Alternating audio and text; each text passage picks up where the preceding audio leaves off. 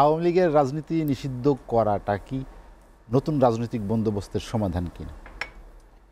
না, এটা নতুন রাজনৈতিক বন্দোবস্ত, এটা একটা সিস্টেম ডেভেলপমেন্টের সাথে কানেক্টেড।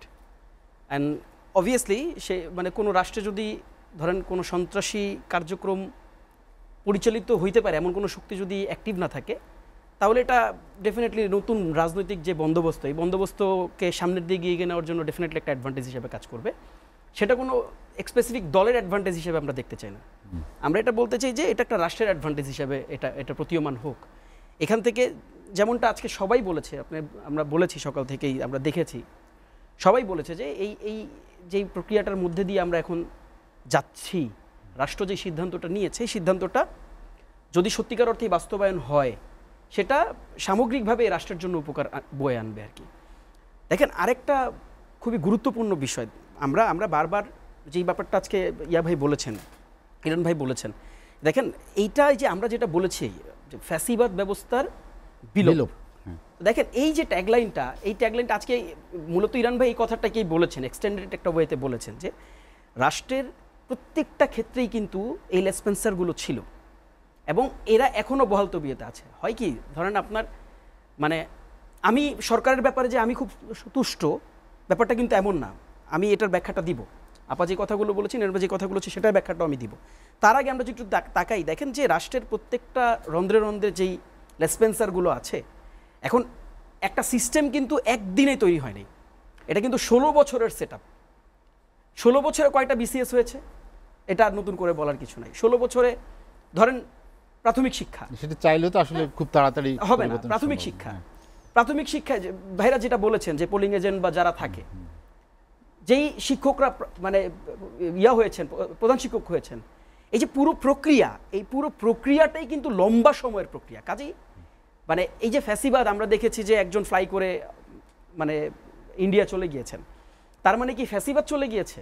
এটাকে তো এইভাবে করে দেখার সুযোগ নাই। কাজেই এদের যে শেকড়টা তো আসলে মানে খুবই ডিপ, এবং তারা যেভাবে করে এই সেটআপটাকে ডেভেলপ করেছিল, আপনি দেখবেন যে সচিবালয় থেকে শুরু করে একটা বিদ্যালয় থেকে শুরু করে মসজিদের ইমাম, আপনি দেখেন যে রাষ্ট্রের ডিসিশন মেকিং যতগুলো পজিশন আছে, সচিবালয় রাষ্ট্রের ডিসিশন মেক করে। একটা স্কুল সে মানে সামাজিক ডিসিশন মেক করে, একটা মসজিদ সে সামাজিক ডিসিশন মেক করে। কাজেই প্রত্যেকটা প্রতিষ্ঠান কিন্তু আপনি যতগুলো কমিশন আছে, আপনি অ্যান্টি কারাপশন কমিশন আপনি যদি দেখেন, নির্বাচন কমিশন যদি দেখেন, কমিশনগুলো তো স্বাধীন সাংবিধানিকভাবে।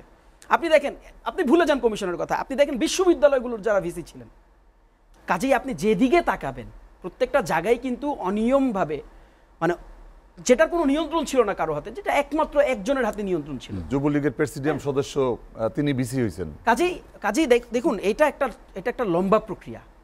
তবে সরকারের এই ফাংশনালিটি, যে ইফিসিয়েন্সিটা আমরা আসলে দেখতে চেয়েছিলাম, সরকার সেই ইফিসিয়েন্টভাবে রাষ্ট্রকে ওই জায়গা পর্যন্ত নিয়ে যেতে পারে না, এটাই সত্য।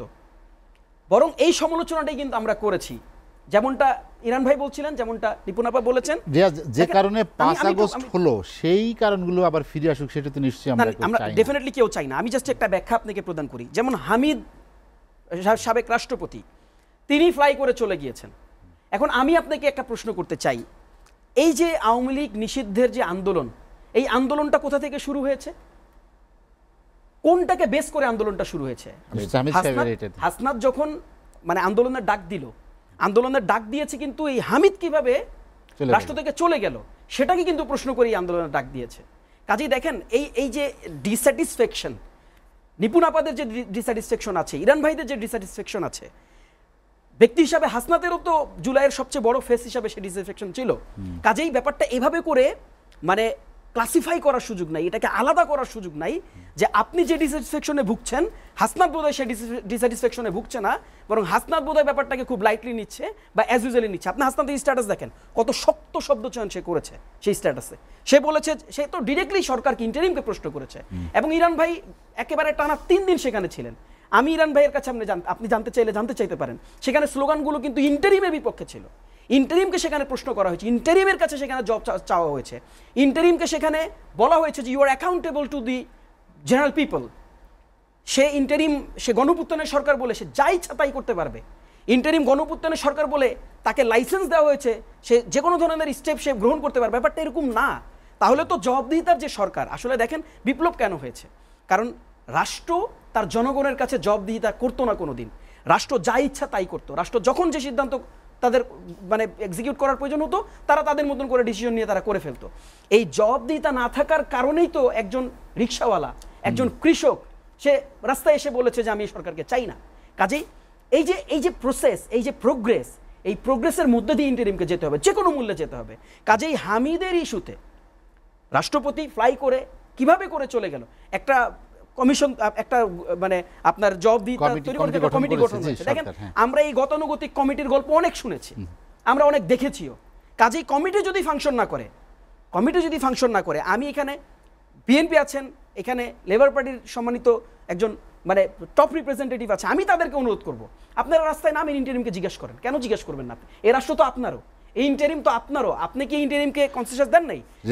বিএনপি কি এই ইন্টারিমকে কনসেশন দেয় নাই? কাজেই এই ইন্টারিমকে আপনারা যদি ছেড়ে দেন, এই প্রশ্ন আমরা আপনাদের কাছে জিজ্ঞেস করবো, আপনারা কেন ইন্টারিমকে ছেড়ে দিচ্ছেন? কাজেই প্রশ্নের জবাবটা আমাকে দিতে হবে অ্যাজ এ জেনারেল পিপল। আমাকে আপনি জবাব দেন, কেন আপনারা হামিদ যখন চলে গেল, বিএনপি কেন রাস্তায় নেমে জিজ্ঞেস করলো না ইন্টারিমকে? বিএনপি কেন তাৎক্ষণিকভাবে ইন্টারিমের কাছে চিঠি দিয়ে তাদেরকে বললো না যে তাদেরকে জবাবদিহিতা করতে হবে?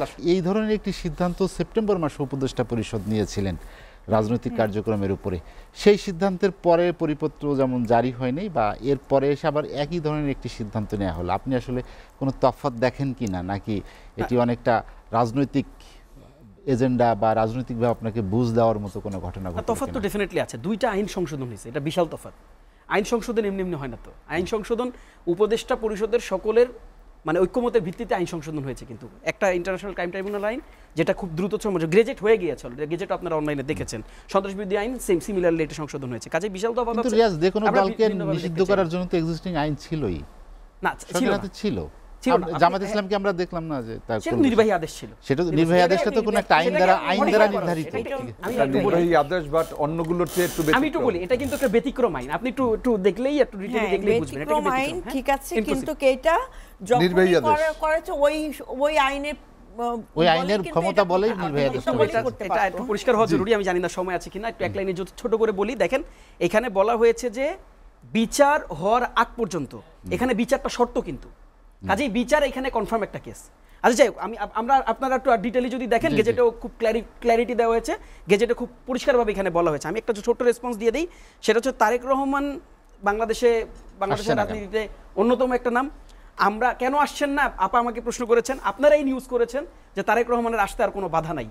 এখন দেখেন, -2 ফর্মুলার একটা গল্প কিন্তু দীর্ঘদিন বাংলাদেশের পলিটিক্সে চলেছে 5 আগস্টের পর।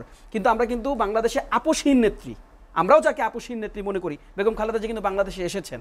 কাজেই তারেক রহমান কেন আসছেন না, আমার কাছে মনে হচ্ছে এটার স্পষ্ট উত্তর উনি দিতে পারবেন। বাট আমরা eagerly we are very waiting যে উনি আসুক, উনি বাংলাদেশে রাজনীতি করুক। এটা উনাদের দেশ বলতে এভাবে বুঝিয়েছি, তাদের লম্বা সংগ্রাম আছে, লড়াই আছে। তারা বাংলাদেশে রাজনীতি করবে না, কারা করবে? বরং তারাই বাংলাদেশে রাজনীতি করুক। আমরাও যারা রাজনীতি করতে চাই, আমরাও তাদের সাথে একসাথে আমরা মিলেমিশে বাংলাদেশকে গঠন করার জন্য আমরা রাজনীতি করি। মতের পার্থক্য থাকতে পারে, সেটা ভিন্ন জায়গা। আর দেখেন, আরেকটা ব্যাপার আমি একটু বলি, সেটা হচ্ছে যে ইরান ভাইও বলেছেন, আপাও বলেছেন, বাট আপার কাছে কেন যেন একটু কম শুনেছি। আমরা এটা বেশি প্রত্যাশা করতে চাই যে দেখেন, আমাদের আসলেই বাংলাদেশকে আমরা যদি সামনের দিকে নিয়ে যেতে চাই, যে সুন্দর বাংলাদেশের স্বপ্নে আসলে বিভোর হয়ে বাংলাদেশের যে গণঅভ্যুত্থান সাধারণ মানুষ সংগঠিত করেছে, সকল দলের নেতৃত্বে, সকল দলের মানে পার্টিসিপেশনে, আমরা এই বাংলাদেশ তৈরি করতে চাইলে সত্যিকার অর্থে আমাদের ঐকমত্যে আসতে হবে, এবং সেটা বাংলাদেশের প্রশ্নে হইতে হবে। এবং যেই দিন আমরা সত্যিকার অর্থে বাংলাদেশের প্রশ্নে আমরা একমত হতে পারবো, বাংলাদেশের বেটারমেন্টের প্রশ্নে আমরা এক জায়গায় আসতে পারবো। এই যে দলাদলিগুলো আমরা দেখতেছি, ছোট করে দেখার যে প্রবণতা আমরা দেখতেছি, বা কর্নার করে দেওয়ার যে প্রবণতা আমরা দেখতেছি, এই প্রবণতাগুলো থেকে যেদিন আমরা বের হয়ে আসতে পারবো, সেই দিন কিন্তু আবু সাইদের রক্ত সাকসেস হবে। সেই দিন কিন্তু মুগ্ধের যে আবেগঘন যে মানে ক্লেইম যে আমাকে পানি দাও, সেটা কিন্তু সাকসেস হবে। আদারওয়াইজ আমাদের মধ্যে দলাদলি থাকবে। যে তৃতীয় পক্ষের কথা আজকে এখানে সবাই বলেছে, সেই তৃতীয় পক্ষ অ্যাডভান্টেজ নিবে। যে স্টাবলিশমেন্ট আমাদেরকে জেকে বসে আছে, সেই স্টাবলিশমেন্ট এখান থেকে আমাদের কাছ থেকে অ্যাডভান্টেজগুলো নিবে। এবং দিন শেষে যেটা হবে সেটা হচ্ছে যে যেই পকেটে আমরা ছিলাম, যেই সিস্টেমের মধ্যে আমরা আবদ্ধ ছিলাম, সেই সিস্টেমের মধ্যে আমরা হয়তো থেকে আমাদের মানে বাকি সময় পার করতে হবে। সামগ্রিকভাবে যে পরিবর্তন দরকার, সেই পরিবর্তনের জন্য উদারতা ছাড়া আর কোনো পথ নাই। কারণ মানে কাজেই আসুন উদার হই, অন্য কিছু নিয়ে এগিয়ে আসতে হবে। জি, থ্যাংক ইউ।